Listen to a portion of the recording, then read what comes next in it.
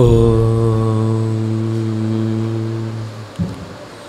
ವ್ಯಾಖ್ಯಾಮುದ್ರಾಂ ಕರಸರಸುಚೈಃ ಪುಸ್ತಕಂ ಶಂಖಚಕ್ರೆ ಬಿಭ್ರದ್ಭಿನ್ನಸ್ಫಟಿಕರುಚಿರೆ ಪುಂಡರೀಕೆ ನಿಷಣ್ಣಃ ಅಮ್ಲಾನಶ್ರೀರಮೃತವಿಷಧೇರಂಶುಭಿಃ ಪ್ಲಾವಯನ್ ಮಾಂ ಆವಿರ್ಭೂಯಾದನಘಮಹಿಮಾ ಮಾನಸೇ ವಾಗಧೀಶಃ ರಮಾಪತಿಂ ಪೂರ್ಣಗುಣಂ ಮುಕುಂದಂ ವ್ಯಾಸಂಚ ವಿಜ್ಞಾನಸಹಸ್ರಭಾನುಂ ಪೂರ್ಣಪ್ರಬೋಧಂಚ ಸುತತ್ವದೀಪಂ ಕ್ರಮಾದ್ಗುರುಂಶ್ಚ ಪ್ರಣಮಾಮಿ ಮೂರ್ಧ್ನಾಂ ಸರ್ವೇಂದ್ರಿಯಾಭಿಮಾನಿಸ್ಥಮುಖ್ಯಪ್ರಾಣಸ್ಥವಿಷ್ಣುನಾ ಪ್ರೇರಿತಶ್ರೀಶತುಷ್ಟ್ಯರ್ಥಂ ಕರಿಷ್ಯೇ ಕರ್ಮ ಚಾಖಿಲಂ ನಾರಾಯಣಂ ಸುರಗುರುಂ ಜಗದೇಕನಾಥಂ ಭಕ್ತಪ್ರಿಯಂ ಸಕಲಲೋಕನಮಸ್ಕೃತಂಚ ತ್ರೈಗುಣ್ಯವರ್ಜಿತಮಜಂ ವಿಭುಮಾದ್ಯಮೀಶಂ ವಂದೇ ಭವಘ್ನಮರಾಸುರಸಿದ್ಧವಂದ್ಯಂ ವಾಲ್ಮೀಕೇರ್ಗೌಃ ಪುನೀಯಾನ್ನಃ ಮಹೀಧರಪದಾಶ್ರಯ ಯದ್ದುಗ್ಧಮುಪಜೀವಂತಿ ಕವಯಸ್ತರಣಕಾ ಇವ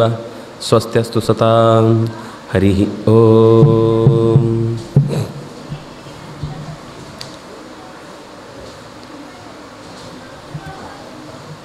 ಹನುಮಂತ ವಿಂಧ್ಯ ಪರ್ವತದ ಹೊರಭಾಗಕ್ಕೆ ಬರುವುದು, ತಳಭಾಗದಿಂದ ಹೊರಕ್ಕೆ ಬಂದು ಪ್ರಸ್ರವಣಗಿರಿಯ ಆಚೆ ಇದ್ದ ಸಮುದ್ರದ ತೀರದ ಹತ್ತಿರ ಬಂದು ನಿಂತಿದ್ದಾನೆ.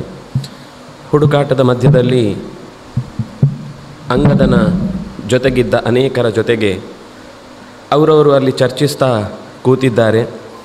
ತಡ ಆಯಿತು, ಸೀತೆಯನ್ನು ಹುಡುಕಲೂ ಇಲ್ಲ, ಮರಳಿ ಹೋದರೆ ಬದುಕುವುದಿಲ್ಲ, ಇಲ್ಲೇ ಇರುವುದಕ್ಕೆ ಅರ್ಥ ಇಲ್ಲ. ಅದರಿಂದಾಗಿ ನಾವು ಪ್ರಕೃತಿಯಿಂದಲೇ ಅತ್ಯಂತ ತೀಕ್ಷ್ಣನಾದ ಸುಗ್ರೀವನ ಹತ್ರ ಹೋಗುವುದು ಹೇಗೆ? ಅವನನ್ನು ಸ್ವಾಮಿ ಅಂತ ಒಪ್ಪಿಕೊಳ್ಳಿಕ್ಕೆ ರಾಮಚಂದ್ರನೇ ನನ್ನನ್ನು ಯೌವರಾಜ್ಯದಲ್ಲಿ ಕೂಡಿಸಿದ ಹೊರತು ಸುಗ್ರೀವ ಕೂಡಿಸಿದ್ದಲ್ಲ. ಸುಗ್ರೀವನಿಗೆ ನನ್ನನ್ನು ರಾಜ್ಯ ಪದವಿಯಲ್ಲಿ ಕೊಟ್ಟು ಗೌರವಿಸಬೇಕು ಅಂತ ಏನೂ ಯೋಚನೆ ಇರಲಿಲ್ಲ. ರಾಮಚಂದ್ರ ಹೇಳಿದ ಅಂತ ನನ್ನನ್ನು ಕೂಡಿಸಿದ್ದಾನಷ್ಟೇ. ಆದ್ದರಿಂದ ಹಂಗದ ನಾನು ವಾಪಸ್ ಬರೋದಕ್ಕೆ ಏನೂ ಅರ್ಥನೇ ಇಲ್ಲ. ಅಲ್ಲಿ ನೀವು ನಿಮ್ಮ ದಾರಿ ನೋಡಿಕೊಳ್ಳಿ, ನನಗೆ ಪ್ರಾಯೋಪವೇಶವೇ ಸರಿ, ನಾನು ಇಲ್ಲೇ ಜೀವ ಬಿಡ್ತೇನೆ. ಅಲ್ಲಿ ಹೆಂಡತಿ ಮಕ್ಕಳು ಊರಿನವರ ನಡುವೆ ಸುಗ್ರೀವ ಕೊಟ್ಟ ಶಿಕ್ಷೆಯಿಂದ ದೇಶದ್ರೋಹಿ ಅಂತ ಅನಿಸಿಕೊಂಡು ಸಾಯುವುದಕ್ಕಿಂತ ಇಲ್ಲೇ ಈ ಸಮುದ್ರದ ತೀರದಲ್ಲಿ ಪ್ರಾಯೋಪವೇಶಕ್ಕೆ ಕೂತು ಪ್ರಾಣ ಬಿಟ್ಟರೆ ಪುಣ್ಯ ಆದರೂ ಬರುತ್ತೆ. ಅಲ್ಲಿ ಹೆಸರು ಕೆಡುತ್ತೆ, ವ್ರತನೂ ಉಳಿಯಲ್ಲ. ಆದ್ದರಿಂದಾಗಿ ಇಷ್ಟೆಲ್ಲ ಸೀತೆಗೋಸ್ಕರ ಪ್ರಯತ್ನ ಪಟ್ಟದ್ದು, ರಾತ್ರಿ ಹಗಲು ಹುಡುಕಿದ್ದು, ಉಪವಾಸ ಇದ್ದದ್ದು, ಎಲ್ಲೋ ಉಳಿದಿದ್ದು, ಅದು ಯಾವುದು ಲೆಕ್ಕಕ್ಕಿಲ್ಲ. ಅಲ್ಲಿ ಹೋದ ತಕ್ಷಣ ತಲೆ ಅಂತ ತೆಗೆದು ಬಿಡ್ತಾರೆ. ಎಲ್ಲರೂ ನೋಡ್ತಾರೆ, ಸುಗ್ರೀವ ಏನಾದರೂ ಮಾಡಿದ ಅಂದರೆ ಅದು ಕರೆಕ್ಟ್ ಇರುತ್ತೆ, ಅನ್ಯಾಯ ಮಾಡಿರ್ತಾರೆ, ಅದಕ್ಕೆ ಶಿಕ್ಷೆ ಕೊಟ್ಟದ್ದು ಅಂತ ಹೇಳ್ತಾರೆ ಹೊರತು ನಾವೀಗ ಪಟ್ಟ ಕಷ್ಟದ ಬಗ್ಗೆ ಏನೂ ಯೋಚನೆ ಮಾಡಲ್ಲ. ಅದನ್ನು ಅಂದರೆ ನನ್ನ ಬಗ್ಗೆ ಮಾತ್ರ ಹೇಳ್ಕೊಳ್ತಾ ಎಲ್ರಿಗೂ ಆ ಭಾವನೆ ಬರೋಂಗೆ ಮಾಡ್ತಿದ್ದಾನೆ. ಅಲ್ಲಿದ್ದವರು ಎಲ್ಲರೂ ಒಂದು ಸರ್ತಿ ಗಾಬರಿ ಆಗಬೇಕು. ಕಿಮ್ಮೆ ಸುಹೃದ್ಭಿರ್ ವ್ಯಸನಂ ಪಶ್ಯದ್ಭಿರ್ ಜೀವಿತ ಅಂತಾರೆ. ನನ್ನ ಸಾವನ್ನು ಪಾಪ ನನ್ನ ಸುತ್ತ ಇದ್ದವ್ರು, ನನ್ನನ್ನೇ ನಂಬಿಕೊಂಡಿದ್ದವ್ರು ಯಾಕೆ ನೋಡಬೇಕು? ಹೆಸರು ಕೆಡುತ್ತೆ, ಅವರಿಗೂ ವ್ಯಥೆ.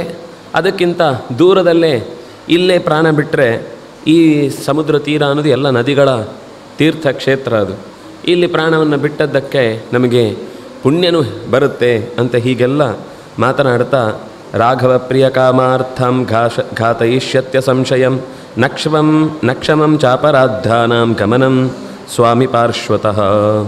ರಾಘವನಿಗೆ ಹಿತವಾಗಬೇಕು ಅನ್ನುವ ದೃಷ್ಟಿಯಿಂದ ನಾವು ಕೆಲಸ ಮಾಡಿದರೂ ಕೂಡ ಸುಗ್ರೀವ ಇಲ್ಲಿ ಅಂಗದನ ಅಥವಾ ಉಳಿದವರು ಯಾರನ್ನೇ ಕರ್ಕೊಂಡು ಬರುವಾಗಲೂ ರಾಮನಿಗೆ ಸಂತೋಷ ಆಗಬೇಕು ಅಂತ ನಮಗೆ ಶಿಕ್ಷೆ ಕೊಡೋದ್ರಲ್ಲಿ ಬಹಳ ಹುಮ್ಮಸ್ಸು ತೋರಿಸ್ತಾನೆ. ರಾಘವನಿಗೆ ಸಂತೋಷ ಆಗಬೇಕು ಅಂತ, ಕೆಲಸ ಸರಿಯಾಗಿ ಮಾಡದೇ ಇದ್ದವರಿಗೆ ನಾನು ಯಾವತ್ತೂ ಕೂಡ ಕ್ಷಮೆ ಕೊಡುವುದಿಲ್ಲ ಅಂತ ನಮಗೆ ಶಿಕ್ಷೆ ಕೊಡೋ ವಿಷಯದಲ್ಲಿ ಹೆಚ್ಚು ಆಸಕ್ತಿ ತೋರುತ್ತಾನೆ. ಅವನಿಗೆ ಒಳಗಿನಿಂದಲೇ ನನ್ನನ್ನು ಯಾವತ್ತೋ ಮುಗಿಸಬೇಕು ಅಂತ ಆಸೆ ಇತ್ತು. ಈಗೊಂದು ನೆಪ ಸಿಕ್ತು, ರಾಜಾಜ್ಞೆ ತಪ್ಪಿಸಿದ್ದಾರೆ, ತೆಗಿರಿತಾಳೆ. ಅದರಿಂದಾಗಿ ಸ್ವಾಮಿ ಕಾರ್ಯ ಸ್ವಕಾರ್ಯ, ರಾಮನ ಕಾರ್ಯ ತಪ್ಪು ಮಾಡಿದ್ದಾರೆ ಅಂತ ಸ್ವಕಾರ್ಯ. ಯಾಕಂದರೆ ನನ್ನ ಮಕ್ಕಳಿಗೆ ಸಿಗಬೇಕು ಅಂತಾದರೆ ಅಂಗದ ಇರಬಾರ್ದು, ಅದಕ್ಕೋಸ್ಕರ ನನ್ನನ್ನಂತೂ ತಲೆ ತೆಗೆದೇ ಬಿಡ್ತಾನೆ ಅಂತ ಹೀಗೆ ಒಂದೊಂದೇ ಬಾಲಗಳೆಲ್ಲ ಬಿಚ್ಚಿಕೊಳ್ತಾ ಅವನ ತಲೆಯೊಳಗಿಂದ ಬಂದ ಸಂಗತಿಗಳೆಲ್ಲ ಹೊರಕ್ಕೆ ಬರುತ್ತೆ. ಹೀಗೆ ಅದಕ್ಕಿಂತ ಹೀಗೊಂದು ಯೋಚನೆ ಮಾಡಿದರೆ ಉತ್ತಮ ಅಂತ ಅಲ್ಲಿ ತಾರ ಅಂತ ಇನ್ನೊಬ್ಬ ಇರ್ತಾನೆ, ಗಂಧಮಾದನ ತಾರ ಮೊದಲಾದವರೆಲ್ಲ ಅಲ್ಲಿ ಇದ್ದವರು. ಹೌದೌದು, ಅವನು ಸಿಕ್ಕಾಪಟ್ಟೆ ಜೋರು, ಅವನನ್ನು ನಾವು ಒಪ್ಪಿಕೊಳ್ಳೋದು ಬಹಳ ಕಷ್ಟ, ಇಷ್ಟೆಲ್ಲ ಕಷ್ಟಪಟ್ಟ ಮೇಲೆ ಹೋಗಿ ಪೆಟ್ಟು ತಿನ್ಬೇಕಾ, ನಮಗೂ ಕೂಡ ಏನು ಮಾಡೋದು ಗೊತ್ತಾಗ್ತಾ ಇಲ್ಲ. ಹಾಗೆ ಯೋಚನೆ ಮಾಡ್ತಾ ಒಂದು ಉಪಾಯ ಮಾಡಿದರೆ ಹೇಗೆ. ಅವನು ಪ್ರಾಯೋಪವೇಶ ಅಂತ ಅಷ್ಟೇ ಹೇಳಿ ಸುಮ್ಮನಾದ ಅಂಗದ, ಅವನೇನೂ ಹೇಳಿಲ್ಲ. ಉಳಿದ ಕಪಿಗಳೆಲ್ಲ ನಾವು ಈಗ ಒಂದು ಬಿಲಕ್ಕೆ ಹೋಗಿ ಬಂದ್ವಲ್ಲ, ಮತ್ತೆ ತಪ್ಪಿಸ್ಕೊಂಡು ಅದರೊಳಗೆ ಹೋಗ್ಬಿಡೋಣ. ಹೋದರೆ ನಮ್ಮನ್ನು ಯಾರು ಏನು ಕೇಳೋರಿಲ್ಲ, ಅಲ್ಲಿಗೆ ಯಾರೂ ಬರಲಿಕ್ಕೂ ಆಗಲ್ಲ. ರಾಘವನಿಗೂ ಗೊತ್ತಾಗಲ್ಲ. ಸುಗ್ರೀವ ಎಲ್ಲ ದಿಕ್ಕುಗಳ ಬಗ್ಗೆ ಹೇಳುವಾಗ ಇದರ ಬಗ್ಗೆ ಹೇಳಲಿಲ್ಲ, ಅಂದರೆ ಅವನಿಗೆ ಅದು ಗೊತ್ತಿಲ್ಲ. ಅದರಿಂದಾಗಿ ಯಾರೂ ಹುಡ್ಕೊಂಡು ಬರುವುದಿಲ್ಲ. ದೇವತೆಗಳು ಇಲ್ಲಿ ಪ್ರವೇಶ ಮಾಡಲಿಕ್ಕೆ ಅಶಕ್ತರು ಅಂತನ್ನುವ ಹಾಗೆ ಅವಳೇ ಹೇಳಿದ್ಲು, ಬಂದವರು ಯಾರು ವಾಪಸ್ ಹೋಗಲ್ಲ ಅಂತ. ಅದರಿಂದ ನಮ್ಗೆ ಹೋಗಬೇಕಾಗಿಲ್ಲ ವಾಪಸ್ ಎಲ್ಲಿಗೂ. ಅಲ್ಲಿ ಬೇಕಾದಷ್ಟು ಉಣ್ಲಿಕ್ಕಿದೆ, ತಿನ್ನಲಿಕ್ಕಿದೆ, ಮಲಗಲಿಕ್ಕಿದೆ, ಹಾರಲಿಕ್ಕಿದೆ, ಕುಣಿಲಿಕ್ಕಿದೆ. ಅದರಷ್ಟು ಆನಂದವೇ ಜಗತ್ತಿನಲ್ಲಿಲ್ಲ. ಅಂದ ಮೇಲೆ ಯಾಕೆ ಯೋಚನೆ ಮಾಡಬೇಕು. ಆ ಗುಹೆ ಒಳಗೆ ಹೋಗಿಬಿಡೋಣ ತಪ್ಪಿಸ್ಕೊಂಡು ಮತ್ತೊಮ್ಮೆ, ಆಮೇಲೆ ಹೇಳೋಣ ನಾವು ತಪ್ಪಿ ಬಂದುಬಿಟ್ವಿ, ಹೊರಗೆ ಹೋಗ್ಬೇಕು, ಏನು ಯೋಚನೆ ಇಲ್ಲ, ನಾವು ಇಲ್ಲಿ ಇದ್ದರೆ ನಿಮಗೇನು ತೊಂದರೆ ಇಲ್ವಾ. ಅವಳು ಏನು ತಪಸ್ವಿನಿ, ಅವಳು ಅಲ್ಲಿರುವ ಯಾವ ಭೋಗವನ್ನು ಅನುಭವಿಸ್ತಾ ಇಲ್ಲ. ನಮ್ಗೆ ನಿಜವಾಗ್ಲೂ ಅಪೇಕ್ಷೆ ಇದೆ, ಹಸಿವಾಗ್ತಾ ಇದೆ, ತಿಂತೇವೆ, ಉಣ್ತೇವೆ, ನಾವು ಖುಷಿ ಪಡ್ತೇವೆ, ಇದ್ದು ಬಿಡ್ತೇವೆ ಅಂತ ಹೀಗೆ ಯೋಚನೆ ಮಾಡಿಕೊಂಡು ಮಾತಾಡುವಾಗ ಆ ಮಧ್ಯದಲ್ಲಿ ಯಥಾ ಬ್ರುವತಿ ತಾರೇತು ತಾರಾಧಿಪತಿವರ್ಚಸಿ ಅಥ ಮೇನೆ ಹೃತಂ ರಾಜ್ಯಂ ಹನುಮಾನ್ ಅಂಗದೇನ ತತ್ ಬುದ್ಧ್ಯಾ ಹೆಷ್ಟಾಂಗಯಾ ಯುಕ್ತ ಚತುರ್ಬಲ ಸಮನ್ವಿತಂ ಚತುರ್ದಶ ಮೇನೆ ಹನುಮಾನ್ ವಾಲಿನಃ ಸುತಂ. ವಾಲಿ ಈಗ ಮಾತಾಡಿದರೆ ಅದಕ್ಕೊಂದು ಗಟ್ಟಿತನ ಇದೆ, ಯಾಕೆಂದರೆ ಅವನು ಯುವರಾಜನಾಗಿ ಮಾತಾಡ್ತಾ ಇದ್ದಾನೆ. ನಾನೇನು ಮಾತಾಡಿದ್ರು ಈ ಕ್ಷಣದಲ್ಲಿ ಮಾತಾಡಿದರೆ ನಾನು ಒಂದು ರೀತಿಯಲ್ಲಿ ಅವರಿಗೆಲ್ಲ ಅಡಿಯಾಳಷ್ಟೇ. ಆದರೆ ಅಂಗದ ಸಾಮಾನ್ಯ ಅಲ್ಲ, ತಂದೆಯಂತೆಯೇ ಅತ್ಯಂತ ಬಲಿಷ್ಠ, ವಾಲಿಯ ಮಗ. ಅದರಿಂದಾಗಿ ಅವನನ್ನು ಹಾಗೇ ನೀನು ಮಾಡೋದು ತಪ್ಪು ಅಂತ ಜೋರು ಮಾತಾಡಿದರೆ ಸಮಸ್ಯೆ ಇನ್ನೂ ವೃದ್ಧಿಯಾಗುತ್ತೆ. ಅದರಿಂದಾಗಿ ಏನು ಮಾಡೋದು ಅಂತ ಒಂದು ಕ್ಷಣ ಹೀಗೆ ಯೋಚಿಸಿ, ಬೃಹಸ್ಪತಿ ಸಮಂ ಬುದ್ಧ್ಯಾ ವಿಕ್ರಮೇ ಸದೃಶಂ ಪಿತು ಶುಶ್ರೂಷಮಾಣಂ ತಾರಸ್ಯ ಶುಕ್ರಸ್ಯೇವ ಪುರಂದರಂ. ಆಗ ಅವನನ್ನು ಹೇಳ್ತಾನೆ ಹನುಮಾನ್ ಅಂಗದನ ಹತ್ರ ಈ ಮಾತು ಹೇಳ್ತಾನೆ, ನೀನು ಅತ್ಯಂತ ಚುರುಕಾದ ಬುದ್ಧಿಯುಳ್ಳವನು, 4 ಅಂದರೆ ಯುದ್ಧಕ್ಕೆ ಬೇಕಾದ ಎಲ್ಲ ಥರದ ಶಕ್ತಿಯನ್ನು ಹೊಂದಿದವನು, ತೇಜಸ್ಸಿನಿಂದ ಬಲದಿಂದ ಪರಾಕ್ರಮದಿಂದ ತುಂಬಿದವನು, ಬೃಹಸ್ಪತಿಗೆ ಸಮನಾದ ಆಲೋಚನೆಯಲ್ಲಿರುವವನು. ಅದರಿಂದಾಗಿ ನಿನ್ನ ತಂದೆಯಂತೆಯೇ ನೀನು ಮುಂದೆ ಚೆನ್ನಾಗಿ ರಕ್ಷಣೆಯನ್ನು ಕೊಡಬಲ್ಲವ. ಶುಕ್ರಸ್ಯೇವ ಪುರಂದರಂ, ನೀವೊಂದು ವೇಳೆ ಸರಿಯಾಗಿ ನೆಟ್ಟಗಿದ್ದರೆ ಪುರಂದನಿಗೆ ಶುಕ್ರಾಚಾರ್ಯ ಇದ್ದ ಹಾಗೆ ನೀನು ಸುಗ್ರೀವನಿಗೆ ಅತ್ಯಂತ ಬಲಿಷ್ಠನಾದ ಬಲಗೈಯಾಗಿ ಇರುವುದಕ್ಕೆ ಅವಕಾಶ ಇರುವಂಥವನು, ಅಷ್ಟು ಸಾಮರ್ಥ್ಯ ನಿನಗಿದೆ. ಸಚತುರ್ಣಾಂ ಉಪಾಯಾನಾಂ ತೃತೀಯಂ ಉಪವರ್ಣಯನ್ ಭೇದಯಾಮಾಸ ತಾನ್ ಸರ್ವಾನ್ ವಾನರಾನ್ ವಾಕ್ಯ ಸಂಪದ. ಹನುಮಂತ ಇಷ್ಟು ಹೇಳಿ ಅವನು ಅರ್ಥ ಮಾಡಿಕೊಂಡದ್ದೇನು ಅಂದರೆ, ಸಾಮ ದಾನ ಭೇದ ದಂಡ ಅಂತ 4 ಅಂಶ ಇದೆ. ಇಲ್ಲಿ ದಂಡ ಪ್ರಯೋಗ ಮಾಡಲಿಕ್ಕೆ ಅವನ ಹತ್ರ ಆಗ್ತಾ ಇಲ್ಲ, ಯಾಕೆಂದರೆ ಒಂದು ಸಣ್ಣ ಸೈನ್ಯ ಅವನ ಹತ್ರ ಇರುವುದೀಗ. ಅದಕ್ಕೆ ಅವನು ತೃತೀಯ ಭೇದವನ್ನು ಇಲ್ಲಿ ಬಳಸಿದ್ದಾನೆ. ಯಾಕೆಂದರೆ ಇಲ್ಲಿ ಬಂದವರು ಸುಮ್ಮನೆ ಒಬ್ಬೊಬ್ಬರು ಅಂತ ನಮಗೆ ಅನಿಸೋದಾದರೂ ಅವರು ಒಬ್ಬೊಬ್ಬರು ಲಕ್ಷ ಲಕ್ಷ ಸೇನೆಯನ್ನೇ ನಾಯಕರಾಗಿ ಹೊತ್ತವರು. ಅವರು ಸುಮ್ಮನೆ ಅಲ್ಲ, ಇಲ್ಲಿ ಇರುವವರೀಗ ಕಮ್ಮಿ ಜನ ಇದ್ದಾರೆ, ಆದರೆ ಇವರ ಹಿಂದೆ ಇರುವವರು ತುಂಬ ಜನ ಇದ್ದಾರೆ. ಗಂಧವಃ, ತಾರ, ಸುಷೇಣ, ಜಾಂಬವಾನ್ ಇವರೆಲ್ಲ ಅಸಾಮಾನ್ಯರು. ಋಕ್ಷಗಣ ಅಂತಂದರೆ ಅದು ಜಾಂಬವಂತ ಅದರಲ್ಲೂ ದಕ್ಷಿಣಕ್ಕೆ ಕಳುಹಿಸಿದ್ರಲ್ಲಿ ಅತ್ಯಂತ ಬಲಶಾಲಿಗಳಾದ ಪ್ರಭಾವಿಗಳಾದವರನ್ನೇ ಕಳುಹಿಸಿರುವಂಥದ್ದು. ಅದರಿಂದಾಗಿ ಇವನು ಭೇದದ ಉಪಾಯವನ್ನು ಮಾಡಿ ಈಗ ಒಂದು ಸೇನೆಯನ್ನೇ ಅಂದರೆ ಒಂದು ಇಡೀ ರಾಜ್ಯವನ್ನೇ 2 ವಿಭಾಗ ಮಾಡುವ ಯೋಚನೆಯಲ್ಲಿದ್ದಾನೆ ಅಂತ ನಿಧಾನ ಒಳಗಿನಿಂದ ಅವನು ಯೋಚನೆ ಮಾಡಿ ಕೋಪ ಬಂತು. ಆದರೆ ಕೋಪದಿಂದ ಈಗ ತಕ್ಷಣಕ್ಕೆ ಏನೂ ಸಿದ್ಧಿಯಾಗೋದು ಸಾಧ್ಯ ಇಲ್ಲ. ಆಗ ಅಂಗದನ ಹತ್ರ ಕುರಿತು ಹೇಳ್ತಾನೆ, ತ್ವಂ ಸಮರ್ಥತರಃ ಪಿತ್ರ ಯುದ್ಧೇ ತಾರೇಯ ವೈಧುರಂ ದೃಢಂ ಧಾರಯಿತುಂ ಶಕ್ತಃ ಕಪಿರಾಜ್ಯಂ ಯಥಾಪಿತ. ಹೌದೌದು, ನೀನು ಹೇಳಿದ್ದು ಸರಿ. ವಾಲಿನಿ ಹೇಗೆ ರಾಜ್ಯಭಾರವನ್ನು ಮಾಡ್ತಾ ಇದ್ನೋ ಹಾಗೆ ರಾಜ್ಯಭಾರ ಮಾಡಲಿಕ್ಕೆ ನಿನಗೆ ಪೂರ್ತಿ ಶಕ್ತಿ ಇದೆ, ಹಕ್ಕಿದೆ. ನೀನು ಅದರ ಬಗ್ಗೆ ಯೋಚನೆ ಮಾಡಬೇಕಾದ ಅಗತ್ಯ ಇಲ್ಲ. ನಿತ್ಯಮಾಸ್ಥಿರಚಿತ್ತಾ ಹಿ ಕಪಯೋ ಹರಿಪುಂಗವ ನಾಜ್ಞಾಪಂ ವಿಸಹಿಷ್ಯಂತಿ ಪುತ್ರದಾರಾನ್ವಿತಾ ತ್ವಯಾ. ಆದರೆ ನೀನು ಅವರನ್ನೆಲ್ಲ ನೀನು ಮಾಡುವ ಕೆಲಸದ ಅಡಿಯಲ್ಲಿ ಜೊತೆಗೆ ಇಟ್ಟುಕೊಳ್ಳುವ ಹಾಗೆ ಮಾಡಬೇಕು, ನಿನ್ನ ಜೊತೆಗೆ ಅವರನ್ನು ಇಟ್ಟುಕೊಂಡು ಸಾಗುವ ಹಾಗೆ ನೋಡಬೇಕು. ತ್ವಾಂ ನೈತೆ ಹನುಯುಜ್ಯೇಯುಂಜೇಯು ಪ್ರತ್ಯಕ್ಷಂ ಪ್ರವದಾಮಿತೆ ಯಥಾಯಂ ಜಾಂಬವಾನ್ ನೀಲಃ ಸುಹೋತ್ರಶ್ಚ ಮಹಾಕಪಿ. ನಿನಗೆ ರಾಜ್ಯ ಅಧಿಕಾರ ನಡೆಸಲಿಕ್ಕೆ ಖಂಡಿತ ಹಕ್ಕಿದೆ, ಜವಾಬ್ದಾರಿ ಇದೆ. ಆದರೆ ಜಾಂಬವಂತ ನಿನ್ನ ಜೊತೆ ಬರಲ್ಲ. ಅವನು ಹೇಗೆ ಭೇದವನ್ನು ಮಾಡಿದ್ನೋ ಹಾಗೆ ಇವನು ಭೇದ ಮಾಡ್ತಾನೆ. ಯಾಕೆಂದರೆ ತನಗೆ ಯಾರು ಅತ್ಯಂತ ಆತ್ಮೀಯರು ಅವ್ರ ಹತ್ರ ಹೇಳ್ತಾನೆ. ನಿನ್ನ ಅಭಿಪ್ರಾಯವನ್ನು ಎಲ್ಲವನ್ನು ಜಾಂಬವಂತ ಒಪ್ಪಲಿಲ್ಲ. ಅವನು ಒಪ್ಪಿದ್ದೇನೆ ಒಪ್ಪಿಲ್ಲ ಅಂತ ಏನು ಹೇಳಲಿಲ್ಲ. ನೀಲ ಅಂತ ಒಪ್ಪಲಿಕ್ಕೆ ಸಾಧ್ಯನೇ ಇಲ್ಲ. ಸುಷೇಣ ಎಷ್ಟು ದಿವಸದಿಂದ ಅವನಿಗೆ ಮಾವ ಬೇರೆ, ರುಮೆಯ ತಂದೆಯಾಗಿ.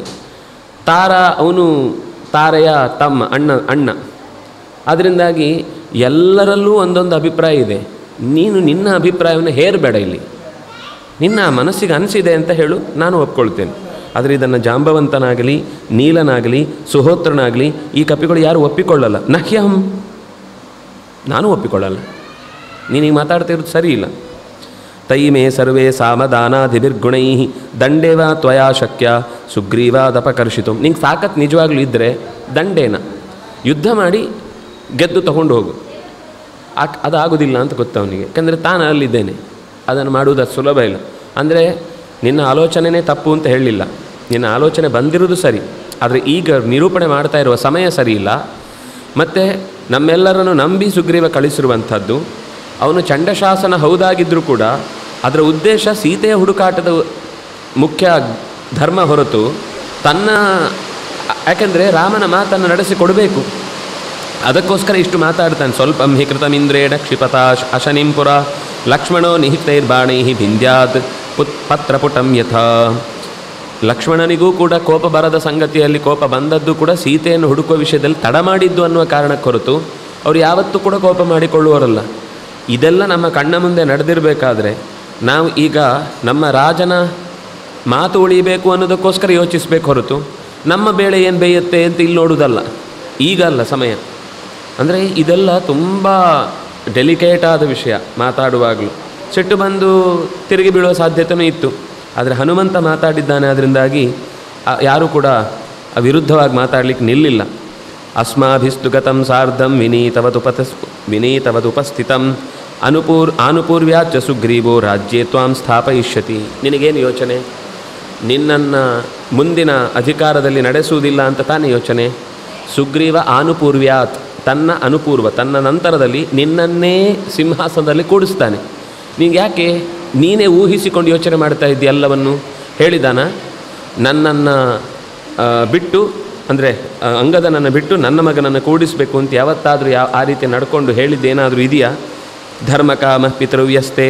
ಖಂಡಿತ ಸುಗ್ರೀವ ಪಿತೃವ್ಯ ಅಂದರೆ ಚಿಕ್ಕಪ್ಪ ಧರ್ಮಕಾಮ, ಧರ್ಮದಲ್ಲಿ ನಡೀಬೇಕು ಅಂತ ಇಲ್ಲ. ಅಂದರೆ ರಾಮಚಂದ್ರನಂತಹ ಧರ್ಮಿಷ್ಠ ಸುಗ್ರೀವನ ಪರ ಯಾಕೆ ವಹಿಸಿದ? ವಾಲಿಯ ಪರ ವಹಿಸ್ಬೋದಿತ್ತಲ್ವ? ಅದು ಬಿಟ್ಟು ಸುಗ್ರೀವನ ಪರ ವಹಿಸಿದ್ದಾನೆಂದರೆ ಸುಗ್ರೀವನಲ್ಲಿ ಧರ್ಮ ಇದೆ ಅನ್ನುವ ಕಾರಣಕ್ಕೇ. ಅಂದರೆ ಅಲ್ಲಿ ಅವರವರು ಮಾತಾಡಿಕೊಳ್ತಾರೆ ಮಧ್ಯದಲ್ಲಿ. ಏನು ಅಂದರೆ ಇದಕ್ಕೆ ಅವನು ಉತ್ತರ ಕೊಡ್ತಾನೆ. ಆಗ ಮಾತುಗಳೆಲ್ಲ ಬರ್ತವೆ. ಪ್ರಿಯಕಾಮಶ್ಚತೆ ಮಾತು ತದರ್ಥಂ ಚಾಸ್ಯ ಜೀವಿತಂ. ನಿನ್ನ ಅಂದರೆ ಅವನು ರಾಜ್ಯದ ಬಗ್ಗೆ ಅವನು ಹೇಳಿಲ್ಲ, ಅವನು ಹೇಳ್ತಾ ಇರೋದು ಪ್ರಾಯೋಪವೇಶ ಮಾತ್ರ. ಹಾಗಾಗಿ ಅವನು ಹೇಳ್ತಾನೆ, ಅಂದರೆ ಇದು ವಾಕ್ಯ ಮುಂದುವರೆದಿದ್ದರೆ ಅಷ್ಟೊತ್ತಿಗೆ ಟೀಮ್ ರೆಡಿ ಆಗಿಬಿಡ್ತಿತ್ತು. ಈ ಟೀಮ್ ರೆಡಿಯಾಗುವ ಮುಂಚೆನೇ ಒಬ್ಬೊಬ್ಬರು ತಮ್ಮ ತಮ್ಮ ಅಭಿಪ್ರಾಯ ಹೇಳಿದಾರೆ ಹೊರತು ಎಲ್ಲರೂ ಮಿಂಗಲಾಗಿ ಒಂದು ಮಾತು ಹೇಳಲಿಲ್ಲ ಇನ್ನು. ಆಗಲೇ ಹನುಮಂತ ಒಳಗೆ ಪ್ರವೇಶ ಮಾಡಿದ ಮಾತಾಡಲಿಕ್ಕೆ. ಇದು ಯಾಕೋ ಮೀರ್ತಾ ಇದೆ ಅಂತ. ಅವನು ಹೇಳ್ದ, ನೀನು ಸಾಯಬೇಕು ಅಂತ ಹೊರಟದ್ದಲ್ವ, ನಿನ್ನ ಅಮ್ಮನನ್ನು ಯೋಚನೆ ಮಾಡಿದ್ಯಾ? ನಿನಗೋಸ್ಕರನೇ ಕಾಯ್ತಾ ಇರ್ತಾಳೆ ಅವಳು. ಅಂದರೆ ಅವನಿಗೆ ಒಂದು ಸೆಂಟಿಮೆಂಟಲ್ ಆಗಿ ಭಾವನೆಗಳನ್ನು ಹಚ್ಚಿಟ್ಟ. ನಿನ್ನ ಅಮ್ಮ ನಿನ್ನನ್ನು ಕಾಯ್ತಾ ಇರ್ತಾಳೆ, ನೀನು ಇಲ್ಲಿ ಪ್ರಾಯೋಪವೇಶಕ್ಕೆ ಕೊಡ್ತೇನೆ. ತಾರೆ ಈಗ ಸುಗ್ರೀವನ ಜೊತೆಗೆ ಇರುವುದರಿಂದಾಗಿ ತಾರೆಯ ಮನಸ್ಸು ನೋಯಿಸಬಾರ್ದು ಅಂತನೂ ಅವನಿಗಿಲ್ವಾ? ನಿನ್ನನ್ನು ಮಗನಾಗಿ ಕಂಡಿದ್ದಾನೆ ಅಂತ ಅನ್ನೋದು ಖಂಡಿತ ಅವನಿಗೂ ಮನಸ್ಸಿನಲ್ಲಿ ಇದ್ದೇ ಇರುತ್ತೆ. ಶಿಕ್ಷೆ ಕೊಡ್ತಾನೆ ಹೌದು, ಖಂಡಿತ ತಪ್ಪಾದಾಗ ಶಿಕ್ಷೆ ಕೊಡ್ತಾನೆ ಹೌದು. ಆದರೆ ಪ್ರಾಣ ತೆಗಿತಾನೆ ಅಂತ ನೀವೇ ಎಲ್ಲಿಂದ ಊಹಿಸಿದ್ರಿ? ನಾನಿಲ್ವಾ ಅಲ್ಲಿ? ನಾವು ಎಲ್ಲೋ ಸಿಕ್ಕಾಕೊಂಡದ್ರಿಂದಾಗಿ ನಮ್ಮ ಸಮಯ ಹೋಗಿದ್ದು ಗೊತ್ತಾಗಲಿಲ್ಲ. ನಾವು ಗುಹೆಯೊಳಗೆ ಸಿಕ್ಕಾಪಟ್ಟೆ ಅಲೆದ್ವಿ. ಹೇಳೋಣ ಇದನ್ನು.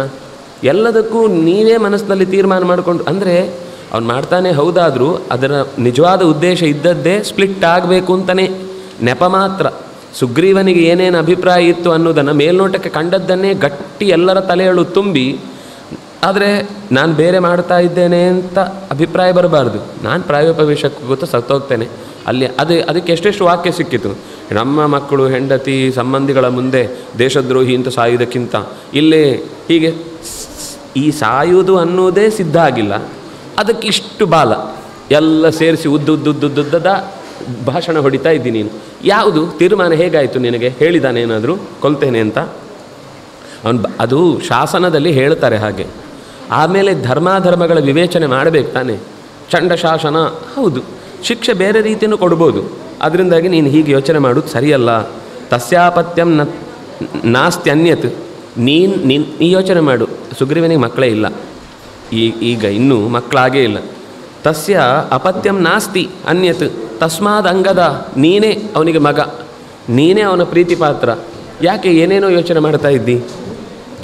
ಹನುಮಂತನ ಮಾತು ಕೇಳಿ ಅಲ್ಲಿ ತನಕ ಒಳಗಿನಿಂದಲೇ ಈ ಬೇಸರ ಇದ್ದಿದ್ದೆಲ್ಲ ಸ್ಫೋಟ ಆಯಿತು. ಹೊರಗೆ ಬಂತೆಲ್ಲ.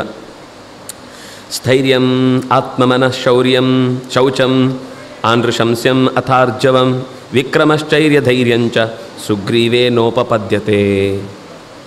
ಸುಗ್ರೀವನಲ್ಲಿ ಸ್ಥಿರವಾದ ಬುದ್ಧಿ ಇಲ್ಲ. ಒಳಗಿನಿಂದ ಮನಸ್ಸಿನಿಂದ ಶುಚಿ ಇಲ್ಲ. ಅವನು ಯೋಚನೆ ಮಾಡುವುದೇ ಬೇರೆ, ಮಾತಾಡುವುದೇ ಬೇರೆ.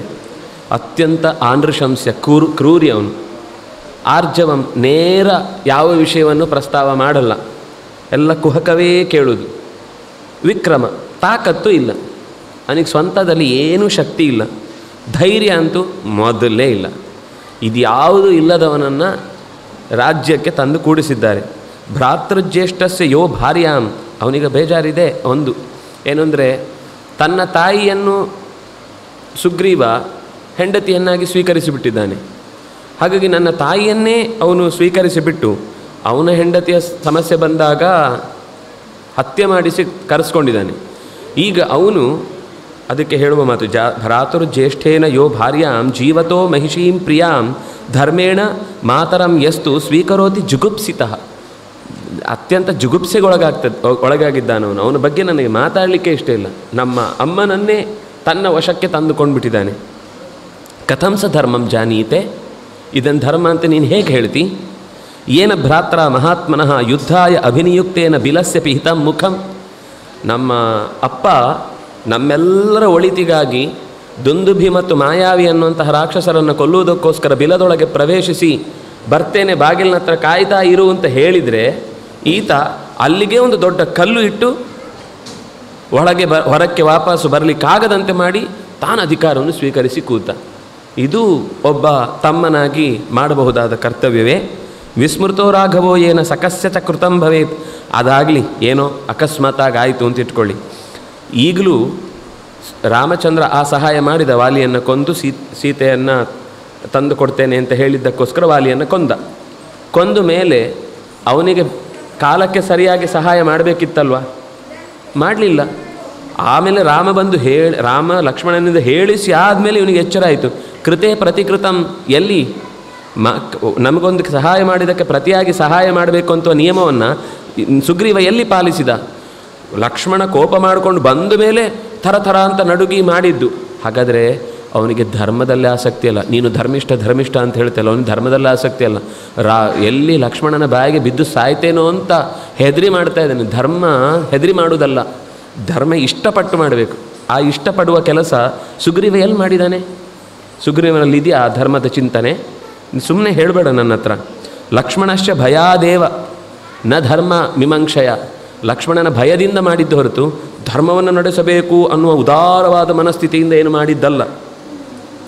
ಆದಿಷ್ಟ ಮಾರ್ಗಿತುಂ ಸೀತಾ. ಆಮೇಲೆ ನಮಗೆಲ್ರಿಗೂ ಸೀತೆಯನ್ನು ಹುಡ್ಕೊಂಡು ಬನ್ನಿ ಅಂತ ಹೇಳಿದ್ದು ರಾಮನ ಭಯದಿಂದಲೇ. ನಾನು ಪ್ರತಿಯಾಗಿ ನನಗೆ ರುಮೆ ಸಿಕ್ಕಿದ್ಲು, ರಾಜ್ಯ ಸಿಕ್ಕಿತು, ಎಲ್ಲರೂ ಸಿಕ್ಕಿದ್ರು ಅನ್ನುವ ಈ ಕೃತಜ್ಞತೆಯಿಂದ ಏನೂ ಅಲ್ಲ. ತಸ್ಮಿನ್ ಪಾಪೇ ಕೃತಘ್ನೇತು ಸ್ಮೃತಿಹೀನೇ ಚಲಾತ್ಮನಿ ಆರ್ಯಃ ಕೋ ವಿಶ್ವಸೇಜ್ಜಾತು ತತ್ಕುಲೀನೋ ಜಿಜೀವಿಷು. ಅಂತಹ ಅತ್ಯಂತ ಪಾಪಿಷ್ಠನಾದ ಕೆಲಸವನ್ನು ಮಾಡಿಸಿಕೊಳ್ತಾನೆ ಹೊರತು ಕೃತಜ್ಞನಾಗಿರುವ, ಉಪಕಾರದ ಸ್ಮರಣೆ ಇಲ್ಲದ, ಚಂಚಲವಾದ ಮನಸ್ಸಿರುವಂತಹ ಯಾವ ಒಬ್ಬ ವ್ಯಕ್ತಿಯನ್ನು ವಿಶ್ವಾಸಕ್ಕೆ ತೆಗೆದುಕೊಳ್ಳಿಕ್ಕೆ ಸಾಧ್ಯ ಇದೆ? ನನಗಂತೂ ತತ್ಕುಲೀನೋ ಜಿಜೀವಿಷ, ಆ ಕುಲದಲ್ಲಿ ನಾನೊಬ್ಬನಾಗಿ ಬದುಕಬೇಕು ಅಂತ ಅನ್ನೋದಕ್ಕೆ ನನಗೆ ಹೆಮ್ಮೆ ಅನ್ನಿಸ್ಬೇಕು. ಯಾವಾಗಲೂ ಹೆಮ್ಮೆನೇ ಅನ್ನಿಸ್ತಾ ಇಲ್ಲ. ಅಯ್ಯೋ ಅವನ ಜೊತೆಗೆ ಬದುಕಬೇಕಾ, ಇದು ಬೇಡ, ಇದು ಸಾಧ್ಯವೇ ಇಲ್ಲ. ನಾನು ಪ್ರತ್ಯೇಕವಾಗಿ ಹೆಸರಿಲ್ಲದೇ ಹೋದರೂ ತೊಂದರೆ ಇಲ್ಲ, ಆ ಸುಗ್ರೀವನ ಹೆಸರಿನ ಜೊತೆಗೆ ಅಂಗದ ಅಂತ ಒಬ್ಬ ಸಿಕ್ಕಿಸಿಕೊಂಡು ಅತ್ಯಂತ ಕೃತಜ್ಞನ ಜೊತೆಗೆ, ಅಧರ್ಮಜ್ಞನ ಜೊತೆಗೆ, ಸ್ಮೃತಿಹೀನನ ಜೊತೆಗೆ ನನಗೆ ಬದುಕಲಿಕ್ಕೆ ಇಷ್ಟ ಇಲ್ಲ. ಇದು ಮತ್ತೆ ಅವನದ್ದೇ ಆದ ಯೋಚನೆಗಳು ಹೊರತು ನ್ಯಾಯದಯುತವಾದ ಮಾತು ಅಂತ ಅನ್ನಿಸುವುದಿಲ್ಲ. ಅದನ್ನು ಮತ್ತೆ ಅವನು ಹೇಳ್ತಾನೆ, ಭಿನ್ನ ಮಂತ್ರೋ ಅಪರಾಧಶ್ಚ ಹೀನ ಶಕ್ತಿ ಕತಹ್ಯಹಂ ಕಿಷ್ಕಿಂಧಾಂ ಪ್ರಾಪ್ಯ ಜೀವೇಯಂ ಅನಾಥ ಇವ ದುರ್ಬಲ. ಮನಸ್ಸಿನಲ್ಲಿ ನನ್ನ ಹತ್ರ ಒಂದು ಬೇರೆ ಭಾವನೆ ಇದೆ ಖಂಡಿತ. ಅಪರಾಧವನ್ನು ಈಗ ನಾವು ಮಾಡಿ ಆಯಿತು, ತಡ ಆಗಿದೆ ಅನ್ನುವ ಕಾರಣದಿಂದ. ಅಧಿಕಾರವೂ ನನ್ನ ಹತ್ರ ಇಲ್ಲ, ಹೀನ ಶಕ್ತಿ, ನನ್ನ ಹತ್ರ ಶಕ್ತಿಯೂ ಇಲ್ಲ. ಈಗ ನಾನು ಕಿಷ್ಕಿಂಧೆ ಹೋಗಿ ಬದುಕಬೇಕು ಅಂತ ಆಸೆ ಪಡೋದ್ರಲ್ಲಿ ಯಾವ ಮಾರ್ಗ ಇದೆ, ಬದುಕಲಿಕ್ಕೆ ಯಾವ ದಾರಿ ಇದೆ, ಹೇಗೆ ಬದುಕಲಿ ನಾನು? ಅನಾಥ ಇವ ದುರ್ಬಲ. ಅಪ್ಪ ಅಮ್ಮ ಬಂಧು ಬಳಗ ಯಾರೂ ಇಲ್ಲದ ಅನಾಥನಿಗೆ ಏನಾದರೂ ತೊಂದರೆ ಆದರೆ ಯಾರು ಕಂಪ್ಲೇಂಟ್ ಕೊಡೋರು ಬರಲ್ಲ, ಯಾರು ಅವನ ಪರವಾಗಿ ಧ್ವನಿ ಎತ್ತೋರು ಇರಲ್ಲ. ಹಾಗೆ ಆಗಿದೆ ನನ್ನ ಪರಿಸ್ಥಿತಿ. ಯಾರೂ ನನ್ನನ್ನು ಕೇಳೋರಿಲ್ಲ. ಉಪಾಂಶು ದಂಡೇನ ಹಿಮಾಂ, ಇದನ್ನು ಅವನು ಹೇಳೋದು. ಉಪಾಂಶು ದಂಡ ಅಂದರೆ ಗೊತ್ತಾಗದಂತೆ ದಂಡನೆಗೆ ಒಳಪಡಿಸುವುದು. ಬಾಯಿ ಬಿಟ್ಟು ಆ ಅಂಗದನನ್ನು ಕೊಲ್ಲಿ ಅಂತ ಹೇಳೋದಿಲ್ಲ. ನಮ್ಮ ರಾಜ್ಯದಲ್ಲಿ ಯಾರೆಲ್ಲ ಏನೇನು ತಪ್ಪು ಮಾಡಿದಾರೋ ಅವರಿಗೆಲ್ಲ ಶಿಕ್ಷೆ ಕೊಡಿ, ಅದರಲ್ಲಿ ಅಂಗದ ಬಂದು ಹೋದರೆ ಎಲ್ಲರೊಟ್ಟಿಗೆ ಡಮಾರ್. ಈಗ ಟಾರ್ಗೆಟ್ ಮಾಡಿದರೆ ಓ ಸುಗ್ರೀವನ ತಲೆಯಲ್ಲಿ ಏನೋ ಇತ್ತು ಅಂತಾಗುತ್ತೆ. ಎಲ್ಲರ ಜೊತೆಗೆ ಆಗುವಾಗ ಇದು ಒಂದು 10ರಲ್ಲಿ 11 ಹೋಯಿತು. ಉಪಾಂಶು ದಂಡೇನ ಮಾಂ ಅಥವಾ ಬಂಧನೇನ ಉಪಪಾದಯೇತ್, ನನ್ನನ್ನು ಬಂಧಿಸಿ ಒಳಗಿಟ್ಟು ಬಿಡ್ತಾನೆ. ನಾನು ಮುದಿ ಆಗೋ ತನಕಲೂ ಅಲ್ಲೇ ಇರಬೇಕು. ಅಧಿಕಾರ ನಡೆಸೋ ಯೌವನ ಗಟ್ಟಿ ಇರುವಾಗ ನನಗೆ ರಾಜ್ಯ ಆಡಲಿಕ್ಕೆ ಅವಕಾಶ ಇರುವುದಿಲ್ಲ. ನನ್ನನ್ನು ಒಳಗೆ ಇಟ್ಟು ಬಿಡ್ತಾರೆ. ಯಾರಿಗೂ ನಾನು ಮರ್ತೇ ಹೋಗ್ತೇನೆ. ಜನರಿಗೆ ಒಳಗೆ ಇಟ್ಟು ಅಂಗದ ಅಂತ ಇದ್ನಾ ಯಾರದು ಅಂತ ಜನರು ಕೇಳುವಾಗ ನನ್ನನ್ನು ಬಿಡ್ತಾರೆ. ಅಕಸ್ಮಾತ್ ಕೊಲ್ಲದೇ ಇದ್ದರೂ ಕೂಡ ಬಿಟ್ಟರು. ನಾನೇನು ಯಾರಿಗೂ ಪರಿಚಯ ಇಲ್ಲದವರಂತೆ. ಮತ್ತು ಕಳೆದದ್ದು ಎಲ್ಲ ಬಂಧನದಲ್ಲೇ, ಬಂದ ಮೇಲೂ ಜನರು ಗುರುತಿಸದೆ ಮತ್ತು ಬಂಧನ ಅಂತಲೇ ಕಂಟಿನ್ಯೂ. ಅದು ಯಾರು ನನ್ನನ್ನು ಗುರುತಿಸೋರಿಲ್ಲ ಅಂತ ಆಗುತ್ತೆ. ಶಠಃ ಕ್ರೂರಃ ನೃಶಂಸಶ್ಚ ಸುಗ್ರೀವು ರಾಜ್ಯ ಕಾರಣಾತ್, ರಾಜ್ಯ ಕಾರಣದಿಂದ ನನ್ನನ್ನು ಏನು ಬೇಕಾದರೂ ಮಾಡೋದಕ್ಕೆ ಹೇಸುವುದಿಲ್ಲ ಅವನು. ಬಂಧನಾತ್, ಅದಲ್ಲದೇ ಇದ್ದರೆ ಅವಸಾದಾತ್, ಇಲ್ಲ ಬೇರೆ ಯಾವುದೋ ದಾರಿಯಿಂದ ನನ್ನನ್ನು ನಿಗ್ರಹಿಸ್ತಾನೆ. ಅದಕ್ಕಿಂತ ಶ್ರೇಯ ಪ್ರಾಯೋಪವೇಶನಂ, ಅದಕ್ಕಿಂತ ಇಲ್ಲೇ ದೇಹದಲ್ಲಿ ಉಪವಾಸ ಇದ್ದು ಪ್ರಾಣ ಬಿಡುತ್ತೇನೆ ಅಂತ ಒಂದು ನಿರ್ಣಯ ಕೈಗೊಂಡಲ್ವ, ಅದು ತುಂಬ ಬೆಟರ್. ಅನುಜಾನೀತ ಮಾಂ ಸರ್ವೇ, ನಿಮಗೆ ಯಾರಿಗೂ ನಾನು ನೀವೆಲ್ಲ ಪ್ರಾಯೋಪವೇಶ ಮಾಡಿ ನೀವೆಲ್ಲ ಬಿಟ್ಟು ಬನ್ನಿ ನಾನು ನಿಮಗೆ ಹೇಳ್ತಾ ಇಲ್ಲ.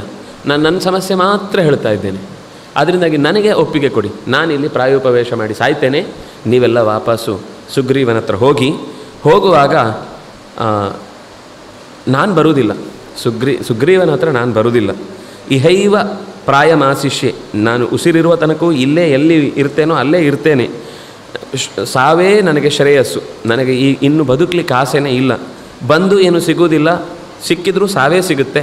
ಅದನ್ನು ನಾನೇ ಪಡ್ಕೊಂಡ್ರೆ ತಪ್ಪಿಲ್ಲ, ಪುಣ್ಯವಾದ ಪ್ರದೇಶದಲ್ಲಿ ಸಿಕ್ಕಿದ ಹಾಗಾಗುತ್ತೆ. ಆದರೆ ನನ್ನದೊಂದು ಮಾತುಗಳನ್ನು ಹೇಳಿಬಿಡಿ.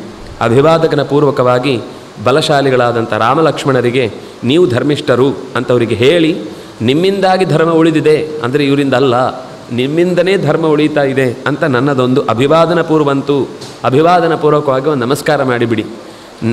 ಮತ್ತೆ ಏನು ಆದರೆ ವಯಸ್ಸಿನಲ್ಲಿ ದೊಡ್ಡವನು ಅನ್ನುವ ಕಾರಣಕ್ಕಾಗಿ ಸುಗ್ರೀವನ ಹತ್ರ ಹೀಗೆ ಹೇಳಿಬಿಡಿ, ಅವನು ವಾಪಸ್ ಬರುವುದಿಲ್ಲ ಅಂತೆ, ಅವನಿಗೆ ಅಲ್ಲೇ ಸಾವು ಕ್ಷೇಮವನ್ನು ಒದಗಿಸ್ತಾ ಇದೆಯಂತೆ ಅಂತ ಹೇಳಿ ಸುದ್ದಿಯನ್ನಂತೂ ಮುಟ್ಟಿಸಿಬಿಡಿ. ಆರೋಗ್ಯಪೂರ್ವಂ ಕುಶಲಂ, ಅಮ್ಮನಿಗೆ ನನ್ನ ಕಳಕಳಿಯಿಂದ ಆರೋಗ್ಯ ಚೆನ್ನಾಗಿ ನೋಡಿಕೋ, ತೊಂದರೆ ಮಾಡಿಕೊಳ್ಬೇಡ. ನಾನು ಎಲ್ಲಿಯೇ ಇದ್ದರೂ ಕೂಡ ಅದು ನಿನ್ನ ಮಗ ಅಂತನ್ನುವ ಹೆಮ್ಮೆ ನನಗಿದ್ದೇ ಇದೆ. ಅದರಿಂದಾಗಿ ನನ್ನ ತಾಯಿಗೆ ಈ ಮಾತರಂ ಚೈವ ಮೇ ತಾರಾಂ ಆಶ್ವಾಸಯಿತು ಅರ್ಹತ, ನೀವೆಲ್ಲರೂ ನನ್ನ ಅಮ್ಮನನ್ನು ಒಂದು ಚೆನ್ನಾಗಿ ನೋಡ್ಕೊಳ್ಳಿ. ಮತ್ತೇನು ನಾನು ಕೇಳುವುದಿಲ್ಲ, ನನಗೆ ಬೇರೆ ಏನೂ ಅಪೇಕ್ಷೆಯೂ ಇಲ್ಲ. ನಮ್ಮ ಅಮ್ಮನಿಗೆ ನನ್ನ ಈ ಕೊನೆಯ ಸ್ಥಿತಿಯಲ್ಲಿ ನೆನಪಿಸಿಕೊಂಡೆ ಅನ್ನೋದನ್ನು ಹೇಳಿ. ಪ್ರಕೃತ್ಯ ಪ್ರಿಯಪುತ್ರ ಅವಳು ಮಾತ್ರ ಪಾಪ ಅಂತ ಅನಿಸುತ್ತೆ ನನಗೆ. ಪ್ರಿಯಪುತ್ರ, ನನ್ನ ಮೇಲೆ ತುಂಬ ಅವಳಿಗೆ ಭರವಸೆ. ಪ್ರಕೃತಿಯಿಂದಲೇ, ಅದು ಸ್ವಭಾವ ಸಹಜವಾಗಿ ಅವಳು ಮಾತೃಹೃದಯಿ, ಸಾನುಕ್ರೋಶ, ತುಂಬ ಕರುಣೆ ಬೇರೆ, ತಪಸ್ವಿನಿ, ಒಳ್ಳೆಯ ತಪಸ್ಸು ನಡೆಸುವವಳು. ಆದರೆ ವಿನಷ್ಟಮ್ಮಾಂ ಶ್ರುತ್ವ ವ್ಯಕ್ತಂ ಜೀವಿತಂ, ಖಂಡಿತ ಅವಳು ಜೀವನೇ ಬಿಟ್ಟು ಬಿಡ್ತಾಳೆ ಅಂತನ್ನುವಷ್ಟು ನನ್ನ ಮೇಲೆ ಆಸೆ ಇಟ್ಕೊಂಡಿದ್ದಾಳೆ. ಬಹುಶಃ ವ್ಯಕ್ತಂ ಹಾಸ್ಯತಿ ಜೀವಿತಂ, ಅವಳು ಬಹುಶಃ ಪ್ರಾಣ ಬಿಟ್ಟರೂ ಏನು ಆಶ್ಚರ್ಯ ಅಂತ ಅನಿಸೋದಿಲ್ಲ, ಅಷ್ಟು ನನ್ನನ್ನು ಹಚ್ಚಿಕೊಂಡಿದ್ದಾಳು ಅವಳು. ತಸ್ಯ ಸಂವಿಶತಸ್ತಸ್ಯ ರುದಂತೋ ವಾನರರ್ಷಭ, ಹೀಗೆ ಹೇಳಿ ಬಿದ್ದು ಅಳ್ಳಿಗೆ ಶುರು ಮಾಡ್ತಾನೆ ಅಂಗದ. ಆಗ ಉಳಿದ ಕಪಿಗಳ ಕಣ್ಣಲ್ಲೂ ನೀರು ಬರುತ್ತೆ. ಮರಳಿ ಹೋಗುವ ಅಂದರೆ ಕೆಲವು ಅಂಶದಲ್ಲಿ ಸುಗ್ರೀವನ ಕಠಿಣತೆ ಅನ್ನೋದು ಎಲ್ಲರಿಗೂ ಅನುಭವಕ್ಕೆ ಬಂದಿರುವ ಸಂಗತಿಯೇ. ಅದರಿಂದಾಗಿ ಅವನು ಹೇಳೋದ್ರಲ್ಲಿ ಏನೂ ತಪ್ಪಿಲ್ಲ ಅಂತ ಯೋಚನೆ ಮಾಡಿ ಎಲ್ಲರೂ ಅಳ್ಳಿಕ್ಕೆ ಶುರು ಮಾಡ್ತಾರೆ. ಒಂಥರ ಅರೆಬರೆ ಸ್ಥಿತಿ, ಈಚೆ ಹೋಗಬೇಕು, ಈಚೆ ನಿಲ್ಲಬೇಕು, ಏನು ಮಾಡಬೇಕು, ವಾಟ್ ನೆಕ್ಸ್ಟ್, ಇನ್ನೇನು ಮಾಡಬೇಕು, ನಾವು ಅವನ ಜೊತೆಗೆ ಸಾಯಬೇಕೋ ಅಥವಾ ವಾಪಸ್ ಹೋಗಿ ಅಲ್ಲಿ ಸಾಯಬೇಕೋ ಅಥವಾ ಇಲ್ಲೇ ಇದ್ದು ಆಗಲೇ ಬಿಲದಲ್ಲಿ ಇದ್ದು ಹೋಗಿ ಖುಷಿಪಡ್ತಾ ಇರೋಣ. ಅದು ಎಂಥ ಬದುಕು ಯಾರಿಗೂ ಗೊತ್ತಾಗದಾಗೆ. ಈ ಜಗತ್ತಿಗೆ ಆಮೇಲೆ ನಾವು ಇದ್ವೇವು ಇಲ್ವೋ ಎಂಥದ್ದು ಗೊತ್ತಾಗೋದಿಲ್ಲ.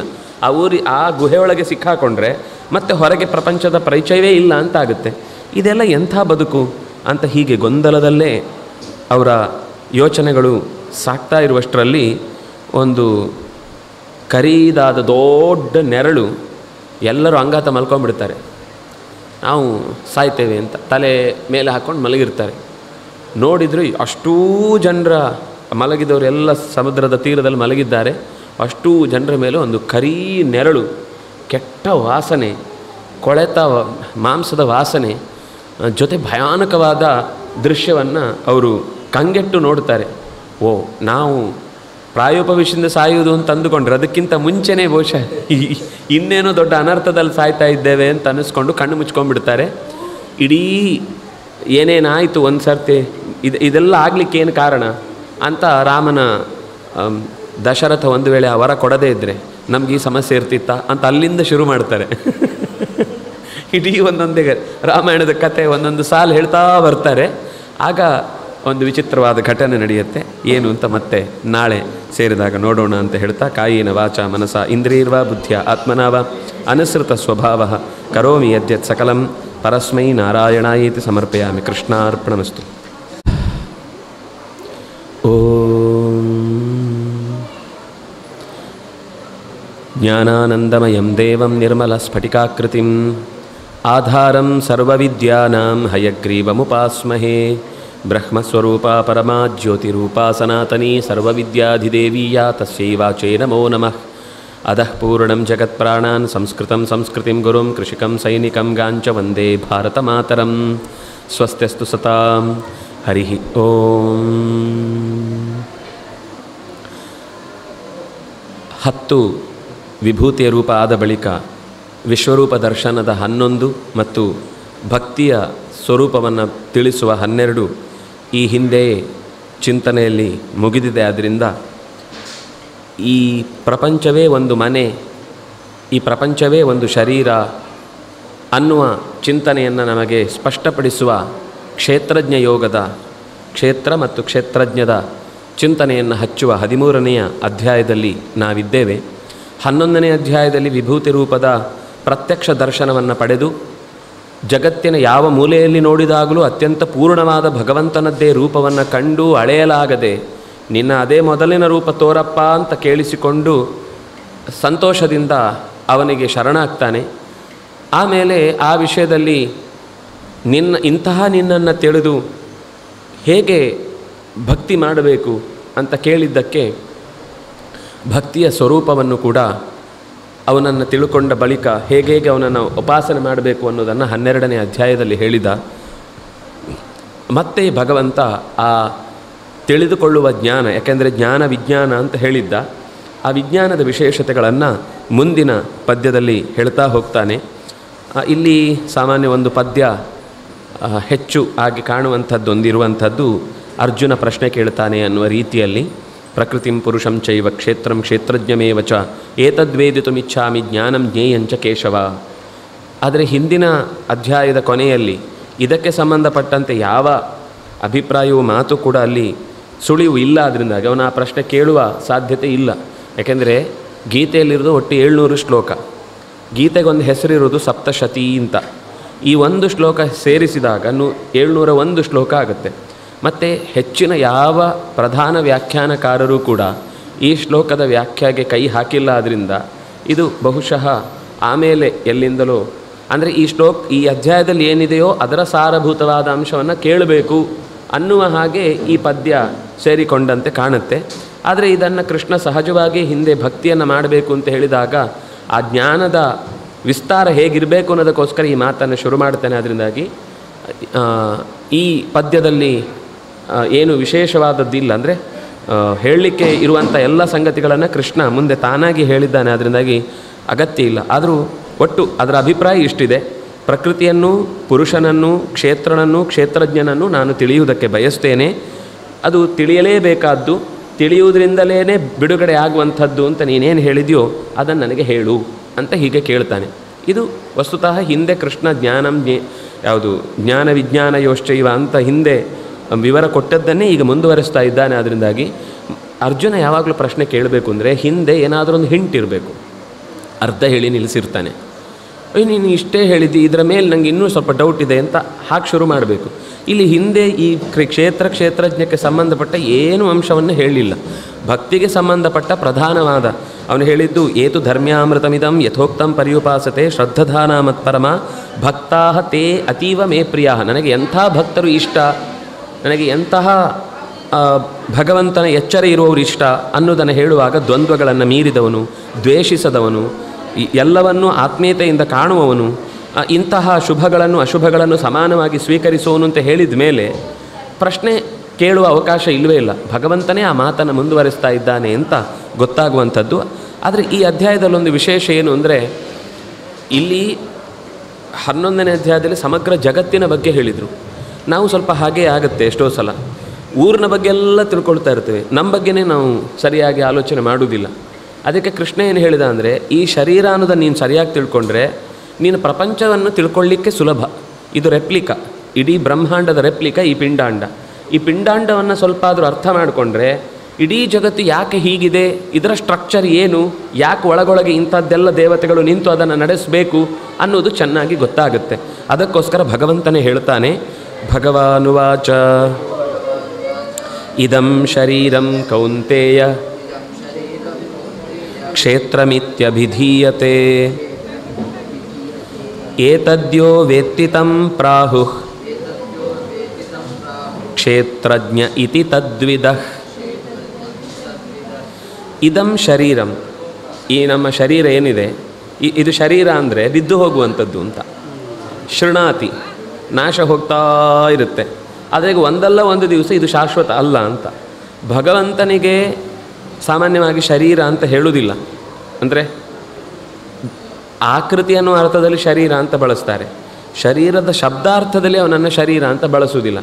ಅವನಿಗೆ ಹೇಳುವಾಗ ಜ್ಞಾನದೇಹ ಅಂತ ಹೇಳುವುದುಂಟು. ಸುಖಚಿತ್ತನುಹು, ತನು ಶಬ್ದವನ್ನು, ದೇಹ ಶಬ್ದವನ್ನು ಬಳಸುವುದು. ದೇಹ ಅಂದರೆ ಅದು ವೃದ್ಧಿಯಾಗುವಂಥದ್ದೇ, ತಿಳಿದಷ್ಟು ವೃದ್ಧಿ. ಅವನು ವೃದ್ಧಿ ಆಗದೇ ಇದ್ದರೂ ನಮಗೆ ತಿಳಿಲಿಕ್ಕೆ ಜ್ಞಾನದ ವೃದ್ಧಿಗೆ ಮತ್ತಷ್ಟು ಅವಕಾಶ ಅಲ್ಲಿ ಇದೆ. ಅದರಿಂದಾಗಿ ದೇಹ ಶಬ್ದದಿಂದ ಅವನನ್ನು ಹೊಗಳುವುದಿದೆ. ಅಥವಾ ತನುಹು, ಅದು ತನು ಅಂದರೆ ಅಗಲ ಆಗುವುದು, ದಪ್ಪ ಆಗುವುದು, ಅಥವಾ ಏನೋ ವಿಕಾರ ಆಗುವುದು ಎಂಥದ್ದು ಇಲ್ಲ. ತನು ಅಂದರೆ ತೆಳ್ಳಗಿದ್ದಿದ್ದು ಅಂತ. ತನು ವಿಸ್ತಾರೆ, ಜಗತ್ತಿನ ಎಲ್ಲವನ್ನು ವ್ಯಾಪಿಸಿಕೊಂಡದ್ದು ಅಂತ ಅರ್ಥ. ವ್ಯಾಪಿಸಿಕೊಂಡವನು ಅನ್ನುವ ಅರ್ಥದಲ್ಲಿ ತನುಹು ಶಬ್ದವನ್ನು ಬಳಸ್ತಾರೆ. ಸುಖಚಿತ್ತನು, ಪರಮಾತ್ಮನೇ ಸತತಮೇಕರೂಪಿಣೇ ಅಂತ ಹೇಳುವಾಗ ಕೊನೆಗೆ ಪರಮಾತ್ಮನೇ ಸತತಮೇಕರೂಪಿಣೇ ದಶರೂಪಿಣೇ ಶತಸಹಸ್ರರೂಪಿಣೇ ಅವಿಕಾರಣೇ ಸ್ಫುಟಮನಂತರೂಪಿಣೇ ಸುಖಚಿತ್ ಸಮಸ್ತತನವೇ. ಸುಖಚಿತ್ ಸಮಸ್ತ ತನುಗಳು ಹಾಗೇನೆ, ಎಲ್ಲ ಶರೀರವೂ ಕೂಡ ವಿಸ್ತಾರವೇ. ಒಂದು ಮತ್ತೊಂದು ಅಂತ ಎರಡು ವಿಭಾಗ ಇದ್ದರೆ ಅಲ್ವಾ, ಎಲ್ಲವೂ ವಿಸ್ತೃತವೇ, ಎಲ್ಲವೂ ವಿಸ್ತಾರವಾದ ಎಲ್ಲ ಮೂಲೆಯನ್ನು ಸೇರಿಕೊಂಡದ್ದೇ. ಹಾಗಾಗಿ ನಮ್ಮ ಶರೀರದ ಬಗ್ಗೆ ಹೇಳ್ತಾ ಇದ್ದೇನೆ. ಇದಂ ಶರೀರಂ ಕೌಂತೇಯ ಕ್ಷೇತ್ರಂ. ಕ್ಷೇತ್ರ ಅಂದರೆ ಉಳುವುದಕ್ಕೆ ಯೋಗ್ಯವಾದ ಕೃಷಿ ಭೂಮಿ ಅಂತ ಅರ್ಥ. ಅದಕ್ಕೆ ಆರಂಭದಲ್ಲೇ ಹೇಳಿದ್ದು, ಧರ್ಮಕ್ಷೇತ್ರೇ ಕುರುಕ್ಷೇತ್ರೇ ಸಮವೇತ ಯುಯುತ್ಸವ. ಈ ಧರ್ಮವನ್ನು ನಡೆಸಬೇಕಾದ ಮಾಡು ಅನ್ನುವ ಆದೇಶಕ್ಕೆ ಒಳಗಾದ ಶರೀರ. ಬೇರೆ ಯಾವ ಪ್ರಾಣಿಗೂ ಮಾಡು ಅನ್ನುವ ಆದೇಶ ಇಲ್ಲ. ಮನುಷ್ಯ ಅನ್ನುವ ಶರೀರಿಗೆ ಮಾತ್ರ ಕುರು, ಅಂಪು, ಮಾಡು, ಡು ಅಂತ ಹೇಳುವ ಶಬ್ದ ಇರುವುದು ಕುರು. ಕುರು ಅಂದರೆ ಅದು ಒಂದು ಕುರು ಅಂದರೆ ಕುರು ರಾಜನ ಕ್ಷೇತ್ರ, ಅವನು ಯಜ್ಞ ಮಾಡಿ ಆದ ಕ್ಷೇತ್ರ ಅಂತ. ನಮಗೆ ಕುರುಕ್ಷೇತ್ರ ಅಂತಂದರೆ ಕುರು, ಕ್ರಿಯೆಯನ್ನು ನಡೆಸು ಅಂತ. ಯತ್ ಕರೋಷಿ ಯದಶ್ನಾಸಿ ಯಜ್ಜುಹೋಸಿ ದದಾಸಿ ಯತ್ ತಪಸ್ಸಿಸಿ ಕೌಂತೆಯ ತತ್ ಕುರುಷ್ವ, ಮಾಡು ನೀನು ಮದರ್ಪಣಂ, ನನಗೆ ಒಪ್ಪಿಸು. ಯಾಕೆಂದರೆ ನಿನ್ನ ಹಕ್ಕಿನಲ್ಲಿ ಏನೂ ಇಲ್ಲ, ನಿನ್ನದು ಅಂತ ನೀನು ಬಾಂಡ್ ಪೇಪರಲ್ಲಿ ಬರೆದು ನೀನು ಸಂತೋಷ ಪಡಬೇಕಷ್ಟೇ. ಬಾಂಡ್ ಪೇಪರು ಇರೋದಿಲ್ಲ, ನೀನು ಇರೋದಿಲ್ಲ, ಎರಡೂ ಒಟ್ಟಿಗೆ ಕರ್ಕೊಂಡು ಹೋಗ್ತೇನೆ ನಾನು ಬೇಕಿದ್ರೆ. ಅದರಿಂದಾಗಿ ನನ್ನ ಆದೇಶದಂತೆ ನೆಲೆಸಬೇಕಾದ, ಅದರಿಂದಾಗಿ ಇದು ಕ್ಷೇತ್ರ, ಮಾಡಲಿಕ್ಕೋಸ್ಕರ ಇರುವ ಕ್ಷೇತ್ರ, ಧರ್ಮವನ್ನು ನಡೆಸಲಿಕ್ಕೋಸ್ಕರ ಇರುವ ಕ್ಷೇತ್ರ ಅಂತ. ಯಾಕೆಂದರೆ ಆದೇಶ ಮಾಡದೇ ಇದ್ದಾಗ ಮನಸ್ಸು ಸಹಜವಾಗಿ ಅಧರ್ಮದ ಕಡೆಗೇ ಹೋಗುತ್ತೆ. ಅದಕ್ಕೋಸ್ಕರ ಧರ್ಮಶಾಸ್ತ್ರಗಳಿರುವುದು. ಕುರು ನಾವು ನೋಡ್ತೇವೆ, ಎಲ್ಲಿ ಧರ್ಮದ ಪರಿಚಯವೇ ಇಲ್ಲವೋ, ಉಗಾಂಡ ಅಥವಾ ಅತ್ಯಂತ ಭಯಾನಕವಾದ ಪ್ರದೇಶ ಇರುತ್ತೆ, ಅಲ್ಲಿ ಬಲಿಷ್ಠ ಯಾರಿದ್ದಾನೋ ಅವನು ತನಗಿಂತ ದುರ್ಬಲನನ್ನು ಕೊಲ್ಲುದೆ, ಅದೆಲ್ಲ ನನ್ನದೇ, ಲೂಟಿನೇ. ಒಂದು ನ್ಯಾಯಯುತವಾಗಿ ಬದುಕಬೇಕು ಅನ್ನೋದಿಲ್ವೇ ಇಲ್ಲ ಅವರಿಗದು ಹೆಮ್ಮೆ. ನಾವು ಕಳ್ಳರು ಅಂತ ಒಂದು ಬೋರ್ಡ್ ಬೇರೆ ಹಾಕ್ಕೊಂಡು ಹೆಣ್ಣು ಕೇಳಲಿಕ್ಕೆ ಅವ್ರ ಹತ್ರ ಬರುವಾಗ ಅವ್ರ ಹತ್ರ ಇರುವ ಜಾತಕದಲ್ಲಿ ಇರೋದು ಇವನು ಕಡಲುಗಳ್ಳ, ಅವನು ಗ್ರೇಟ್, ಅವನನ್ನು ತಂದುಕೊಂಡು ಸಂತೋಷ ಪಡುವಷ್ಟು ಮೂರ್ಖತನ. ನಾಳೆ ಇವನು ಕೂಡ ದುರ್ಬಲನಾದಾಗ ಇವನಿಗಿಂತ ಮೇಲಿನವನು ಬಂದು ದಾಳಿ ಮಾಡ್ತಾನೆ ಅನ್ನೋ ವಿಷಯ ಅವನಿಗೆ ನೆನಪಾಗಲ್ಲ. ಆಗ ಈಗ ತೋಳಿನಲ್ಲಿ ಕಸುವಿದೆಯಾ, ನಾನು ನನ್ನನ್ನು ಉಳಿಸ್ಕೊಳ್ತೀನಿ. ಕೊನೆಯವರೆಗೂ ಹೊಡೆದಾಟನೇ ಬದುಕು, ನೆಮ್ಮದಿಯ ಬದುಕು ಅನ್ನೋದು ಇಲ್ಲವೇ ಇಲ್ಲ. ಧರ್ಮ ಅನ್ನೋದು ಹೊರಟು ಹೋಯಿತು ಅಂದರೆ ಯಾರೂ ಕೂಡ ನೆಮ್ಮದಿಯಿಂದ ಬದುಕಲಿಕ್ಕೆ ಸಾಧ್ಯ ಇಲ್ಲ. ಅಧಿಕಾರದಲ್ಲಿ ಇದ್ದವನು ಬದುಕಲಿಕ್ಕೆ ಸಾಧ್ಯ ಇಲ್ಲ, ಯಾಕೆಂದರೆ ಯಾವಾಗಲೂ ಕಾಲು ಎಳೆಯುವುದಕ್ಕೆ ನೋಡ್ತಿರ್ತಾರೆ. ಅಧಿಕಾರದಲ್ಲಿ ಇಲ್ಲದವನು ನಾನು ಅಧಿಕಾರಕ್ಕೆ ಯಾವಾಗ ಬರೋದು ಅಂತ ಒದ್ದಾಡ್ತಾ ಇರ್ತಾನೆ. ಅದರಿಂದಾಗಿ ಧರ್ಮಕ್ಷೇತ್ರ ಇದು ಕುರುಕ್ಷೇತ್ರ, ಅದರಿಂದಾಗಿ ಇದನ್ನು ಕ್ಷೇತ್ರ ಅಂತ ಕರೀತಾರೆ. ಕ್ಷೇತ್ರಮಿತ್ಯಭಿಧೀಯತೆ. ಶಾಸ್ತ್ರದಲ್ಲಿ ಈ ಶರೀರಕ್ಕೆ ತುಂಬ ಬೆಲೆ ಇದೆ. ಇದೊಂದು ಕೃಷಿ. ದೇವರಿಲ್ಲೊಂದು ಬೀಜ ಹಾಕಿದ್ದಾನೆ, ಒಂದೇ ಬೀಜ, ಕೆಲವೊಮ್ಮೆ 2-3 ಬೀಜ ಹಾಕೋದಿದೆ. ಶಿಶುಪಾಲನಂತಹ ಸ್ಥಳದಲ್ಲಿ, ಇದ್ಯಾರು ಹಿರಣ್ಯಕಶಿಪುವಿನಂಥ ಸ್ಥಳದಲ್ಲಿ, ಆವೇಶಗಳಲ್ಲಿ ಇರುವುದಿರುತ್ತೆ. ಇದು ಒಂದು ಅಪರೂಪದ ಬೀಜವನ್ನು ಹಾಕಿ ಇಲ್ಲಿ ನೆಲೆಸಿ ಇದರಿಂದ ಬೆಳೆ ತೆಗೆಯುವುದಕ್ಕೋಸ್ಕರನೇ ಪ್ರಯತ್ನ ಪಡ್ತಾನೆ. ಇದನ್ನು ಯಾರು ಸರಿಯಾಗಿ ಅರ್ಥ ಮಾಡಿಕೊಳ್ತಾನೋ, ಈ ಕ್ಷೇತ್ರವನ್ನು ದೇವರು ನನಗೆ ಕೊಟ್ಟಂತಹ ಬಾಡಿಗೆಯ ಭೂಮಿ, ಅಲ್ಲಿ ಒಂದು ಬೆಳೆ ತೆಗೆದು ಬೇಕಾದನ್ನು ನೀವೇ ಕಟಾವು ಮಾಡಿಕೊಂಡು ಮತ್ತೆ ಅದನ್ನು ಭಗವಂತನಿಗೆ ಅರ್ಪಿಸಿ, ಮತ್ತೆ ಅದನ್ನು ಮುಂದಿನ ಬೆಳೆಗೆ ಬೇಕಾದ ಬೀಜವನ್ನೂ ತೆಗೆದಿಟ್ಟುಕೊಂಡು ಉಳಿದದ್ದನ್ನು ಉಪಭೋಗಿಸ್ತಾ ಆಗ ಬಂದದನ್ನು ಭೋಗಿಸುವುದು. ಅದರಲ್ಲಿ ಮತ್ತೆ ಬೀಜ ನಾಳೆಗೆ ತೆಗೆದಿಡಬೇಕು, ನಾಳೆಗದು. ಯಾಕೆಂದರೆ ನಿಮ್ಮ ಸಂಸ್ಕೃತಿ ಸಂತತಿ ಮುಂದುವರಿಬೇಕು ಅಂದರೆ ನೀವು ನಿಮಗೆ ತಿಳಿದ ಸಂಗತಿಯನ್ನು ಮುಂದೆ ಹೇಳಬೇಕು. ಅದೇ ಬೀಜ ತೆಗೆದಿಡುವುದು ಅಂದರೆ. ನಾಳೆಗೆ ಬೀಜ ತೆಗೆದಿಡುವುದು ಅಂದರೆ ನೀವು ಇವತ್ತು ಕಲಿತ ಸಂಗತಿ, ಯೋಚಿಸಿದ ಸಂಗತಿ, ಆಲೋಚಿಸಿದ ಸಂಗತಿ, ಇದನ್ನು ಮುಂದುವರಿಸುವಂತೆ, ಯೋಚನೆ ಮಾಡುವಂತೆ ಬದುಕುವಂಥದ್ದು. ಈ ರೀತಿ ಯೋ ವೇತ್ತಿ, ಯಾರು ತಿಳಿಯುತ್ತಾನೋ, ವೇತ್ತಿ ವಿತ್ತಃ ವಿದಂತಿ, ಯಾರು ಏತತ್ ಈ ಶರೀರವನ್ನು ಕ್ಷೇತ್ರ ಅಂತ ತಿಳ್ಕೊಳ್ತಾನೋ, ಈ ಕ್ಷೇತ್ರದಲ್ಲಿ ಭಗವಂತ ನಮ್ಮನ್ನು ಇರಿಸುವಂತೆ ಮಾಡು ಅನ್ನುವ ಕಾರಣಕ್ಕೋಸ್ಕರ ಇರಿಸಿದ್ದಾನೋ ಅಂಥದ್ದನ್ನು ಯೋ ವೇತ್ತಿ ಸಹ ಕ್ಷೇತ್ರಜ್ಞ. ಆದರೆ ನಾವು ಕ್ಷೇತ್ರ ಅಂತ ತಿಳ್ಕೊಳ್ತೇವೆ ಹೊರತು ಕ್ಷೇತ್ರದಲ್ಲಿ ಏನೇನಿದೆ ಅಂತ ನಮಗೆ ಎಷ್ಟು ಹೇಳಿದ್ರೂ ಪೂರ್ತಿ ಗೊತ್ತಾಗೋದು ಸಾಧ್ಯ ಇಲ್ಲ. ಅದಕ್ಕೆ ತದ್ವಿಧ ಅಂದರು. ತದ್ವಿಧ, ಅವನನ್ನು ಸರಿಯಾಗಿ ತಿಳಿದವರು ಕ್ಷೇತ್ರಜ್ಞ ಶಬ್ದಕ್ಕೆ ಸರಿಯಾದ ಅರ್ಥ ಯಾರು ಅಂತ ಅವ್ರು ಯೋಚಿಸುವಾಗ ಇದು ಕ್ಷೇತ್ರಜ್ಞ ಅಂದರೆ ಅವನೇ ಅಪ್ಪ, ಅಷ್ಟು ತಿಳ್ಕೊಂಡ್ರೆ ಒಂದು ಪುಣ್ಯ ಇದೆ. ಈ ಕ್ಷೇತ್ರವನ್ನು ಜಾನಾತಿ ಅಂದರೆ, ಈಗ ನಾವು ಹೇಳೋದುಂಟು ಎಷ್ಟೋ ಸಲ, ಬೆಂಗಳೂರು ಗೊತ್ತು ನನಗೆ ಅಂತ. ಗೊತ್ತಿರೋದೇನು? ಟೌನ್ ಹಾಲ್ನ ದಾರಿ ಅಕಸ್ಮಾತು ರಾಮಕೃಷ್ಣ ಆಶ್ರಮ ತನಕ ಬಂದಿದ್ದರೆ ಅದರ ಬಸ್ಸಿದ ನಂಬರ್ ಯಾವುದು, ಅದರ ಪಕ್ಕದ ರೋಡಿಗೆ ಹೋಗಿ ನಿಂತು ಅಕಸ್ಮಾತ್ ಬೇರೆ ಬಸ್ ಹತ್ಬಿಟ್ರೆ ಎಲ್ಲ ಗಾಬರಿನೇ. ಏನು ಹೋಗ್ತಿದ್ದೀವಿ, ಎಲ್ಲಿಗೆ ಹೋಗ್ತಿದ್ವಿ ಗೊತ್ತಾಗ. ಆದರೆ ಹೇಳುವಾಗ ಬೆಂಗಳೂರು ನಮಗೆಲ್ಲ ಗೊತ್ತು. ಎಲ್ಲೋ ಮುಂಬೈಗೆ ಹೋದಾಗ ಡೊಂಬಿವಿಲಿ ನಾನು ಇದೆಲ್ಲ ನೋಡಿದ್ದೇನೆ, ಸಾಂತಾಕ್ರೂಸ್ ಎಲ್ಲ ಗೊತ್ತಿದೆ ನಮಗೆ. ಎಲ್ಲೋ ಇದಕ್ಕೆ ಡೆಲ್ಲಿಗೆ ಹೋದ ವಸಂತ ಕುಂಜ ನಮಗೆಲ್ಲ ಚೆನ್ನಾಗಿ ಗೊತ್ತು. ಅದು ರಸ್ತೆ ಪಕ್ಕದಕ್ಕೆ ಬರೋದಂದು ಬಿಟ್ಟರೆ ನಮಗೆ ಎಂಥದ್ದು ಗೊತ್ತಾಗೋದಿಲ್ಲ. ಹಾಗಾದರೆ ನಾವು ಒಂದು ಅರ್ಥದಲ್ಲಿ ಭ್ರಮೆಯಲ್ಲಿದ್ದೇವೆ ಹೊರತು ನಿಜದ ಅರ್ಥದಲ್ಲಿ ಪ್ರದೇಶದ ಜ್ಞಾನ ನಮಗಿಲ್ಲ. ಹಾಗಾದರೆ ಆ ದೇಹದ ಪ್ರತಿಯೊಂದು ಭಾಗವನ್ನು ಚೆನ್ನಾಗಿ ತಿಳಿದು ಅದು ಯಾವ ಕಾಲಕ್ಕೆ ಹೇಗೆ ಕೆಲಸ ಮಾಡಬೇಕು, ನಾವು ಇಷ್ಟಪಟ್ಟು ಒಳಗಿನಿಂದ ಉಸಿರಾಟದ ಕರ್ತವ್ಯದಲ್ಲಿ ಇದ್ದೇವಾ? ನಾವು ಯೋಚಿಸದೇ ಇದ್ರೂ ಉಸಿರಾಟ ಆಗ್ತಾ ಇರುತ್ತೆ. ನಾವು ಯೋಚಿಸದೇ ಇದ್ದರೆ ಅದೇ ಬಡ್ಕೊಳ್ತಾ ಇರುತ್ತೆ. ನಾವು ಯೋಚಿಸಿದ ತಿಂದ ಅನ್ನ ಜೀರ್ಣ ಆಗ್ತಾ ಇರುತ್ತೆ. ಜೀರ್ಣ ಆದದ್ದು ಶಕ್ತಿಯಾಗಿ ದೇಹದ ಈ ಇಡೀ ಮೂಲೆ ಮೂಲೆಗೂ ಶಕ್ತಿ ಪ್ರಸಾರ ಆಗ್ತಾ ಇರುತ್ತೆ. ನಾವು ಏನು ಯೋಚಿಸದೇ ಇದ್ದರೂ ಜೀವಿಸ್ತಾ ಇರ್ತೇವೆ. ಭಾಗವತ ಬಹಳ ಚೆನ್ನಾಗಿ ಹೇಳುತ್ತೆ, ನೀನು ಈ ಸಾಮಾನ್ಯ ಲೋಕದ ಸಂತೋಷವನ್ನು ಪಡಲಿಕ್ಕೋಸ್ಕರ ಪ್ರಯತ್ನ ಪಡ್ತಾ ಇದ್ದಿ, ನಿನಗೆ ಸಿಗುವಂಥ ಒಂದು ಅಂಶವನ್ನು ಪ್ರಕೃತಿ ತಾನಾಗಿ ಕೊಡ್ತಾ ಇರಬೇಕಾದ್ರೆ ಅದಕ್ಕೋಸ್ಕರ ಯಾಕಪ್ಪ ಒದ್ದಾಡ್ತಾ ಇದ್ದಿ? ನೀನು ಒದ್ದಾಡಬೇಕಾದದ್ದು ನಿಜವಾಗಿ ಯಾವುದು ಸುಲಭದಲ್ಲಿ ಸಿಗುವುದಿಲ್ವೋ ಭಗವಂತನ ಎಚ್ಚರ, ಅದಕ್ಕಾಗಿ ಪರಿತಪಿಸಬೇಕು, ಅದಕ್ಕೋಸ್ಕರ ಹೊಡೆದಾಡಬೇಕು ಹೊರತು ಬರೀ ತಿಂದೆ ಉಂಡೆ ಮಲಗಿದೆ ಅನ್ನೋದಕ್ಕೆ ಹೊಡೆದಾಡಿದರೆ ಈ ಶರೀರ ಅಂತನ್ನುವಂಥದ್ದು ಕೊಟ್ಟದ್ದನ್ನೇ ನೀನು ಪ್ರಾಣಿಗಿಂತ ಕಡೆಯಾಗಿ, ಈಗ ಎಲ್ಲ ದೇವರು ಮಾಡಿಸೋದು, ನಮ್ಮ ಹತ್ರ ದೇವರ ನೆನಪು ಮಾಡಿಸೋದು ದೇವರೇ, ಪ್ರಯತ್ನ ಮಾಡಿಸೋದು ದೇವರೇ, ಹೌದಾ? ಹಾಗಾದರೆ ಊಟ ಮಾಡುವಾಗ ನೀನು ದೇವರು ಮಾಡಿಸ್ಲಿ ಅಂತ ಯಾಕೆ ಕೈ ಕಟ್ಟಿ ಕೂಡುವುದಿಲ್ಲ? ಅಲ್ಲಿ ನಾನು ಮಾಡಬೇಕು, ಕೈ ಕೊಟ್ಟಿದ್ದಾನೆ ದೇವರು ತಿನ್ಬೇಕು.